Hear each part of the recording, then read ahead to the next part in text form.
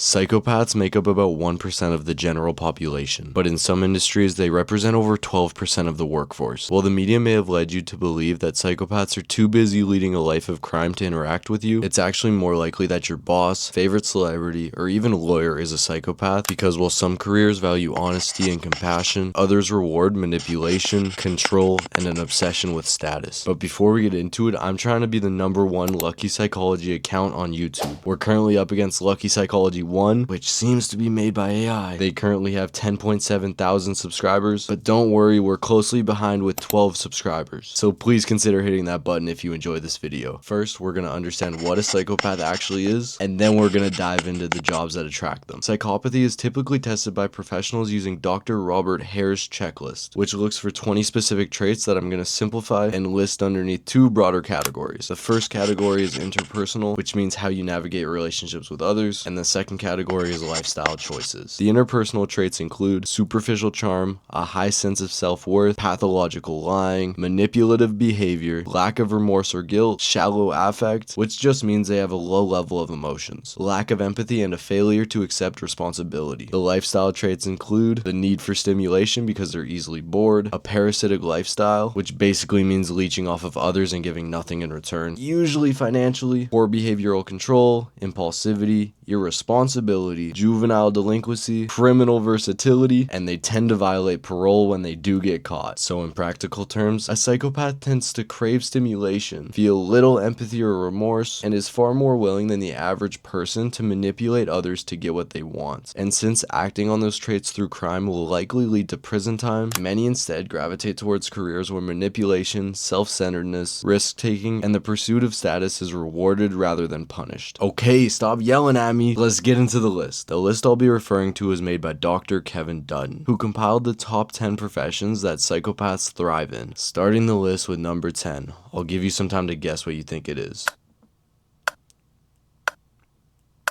It's actually your local priest. I'm kidding, but they are number 8. We'll get to that later. The real number 10 is civil servants, and more specifically tax collectors, DMV workers, and parking ticket officers. All those people who get paid to annoy you and only ever give you bad news. But why is this job for psychopaths? Well, there's actually 3 main reasons. First is civil service often requires cold, objective decisions based on rules rather than empathy, which we already know is easy for psychopaths to do. Second is the control and power. Bureaucratic roles grant authority over other people's lives and paperwork, satisfying their desire for dominance without any risk because they're just doing their job. And the last reason is crisis management. Most people would not survive in a DMV when everybody's mad at you, but psychopaths tend to lack remorse and guilt, making dealing with angry customers less mentally draining than it would be for the average person. Next up at number 9, it's chefs. Kinda weird, right? Well, let me explain why psychopathic traits fit this position so well. And this isn't about your average fry cook, but rather the head chefs at high-end kitchens, where emotional toughness is a virtue, competition is fierce, and perfectionism is key. As a head chef, to perform at your highest level, you need to make hard decisions, such as firing underperformers, pushing your kitchen staff to exhaustion, and also putting on a friendly face to those you need to impress. All of which are tasks that come more naturally to those with psychopathic traits. Now, number 8, and this is where it actually starts to get interesting. As Dr. Dutton labels it, members of the clergy. And for those who don't know, this essentially means leaders of religious groups. Think rabbis, the priest on the other side of confessionals, or even nuns. To explain this one, I want to do an exercise. Imagine you're someone who craves status, influence, and control over other people, regardless of how it affects them. And you stumble upon a job where you're trusted and often given significant authority within a community. This looks pretty nice to you, right? Well, that's exactly why psychopaths love this gig. Number 7 is one that you might have actually guessed when I told you to try earlier. It's police officers. While this seems a bit malicious, Dr. Kevin Dutton isn't actually referring to just crooked cops, but rather says that this is a top career for psychopaths because of the high stakes, high stress, and high fear kind of environment that most people without psychopathy traits would stay away from. But this is my list now, and I would like to mention the bad apples. Cops are given a high level of authority, which can be abused, and while it's getting better in recent times, in the past they faced little consequences to ill-intended actions. Number 6 is the one we've all been waiting for: school teachers.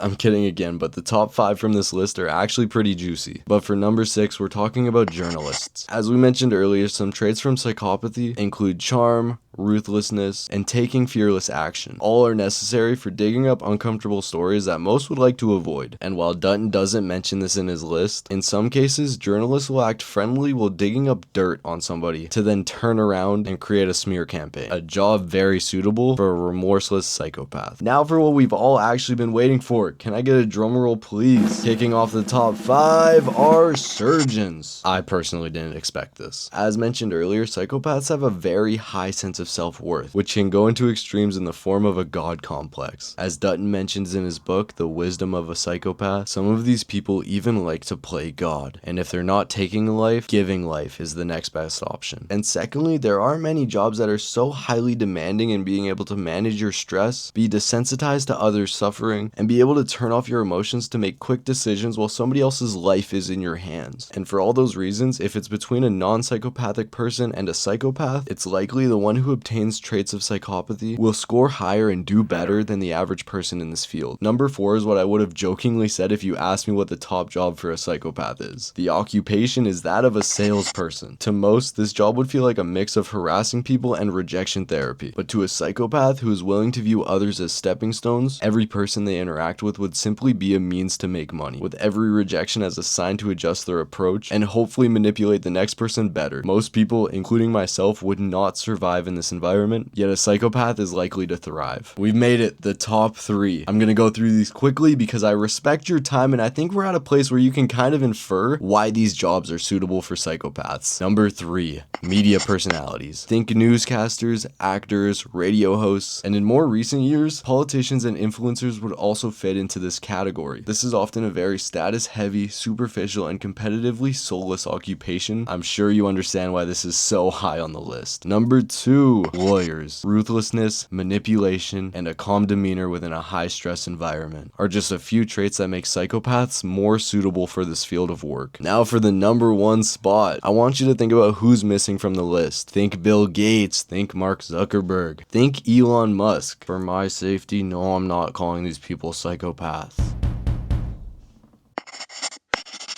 According to Kevin Dutton, some psychopaths intentionally create chaos around them because it makes them appear calm, decisive, and in control compared to others. That ability to manipulate situations along with people, combined with their confidence, willingness to take risks, and relentless pursuit of status, all help them benefit in climbing that corporate ladder all the way to the top. No, not all CEOs are psychopaths.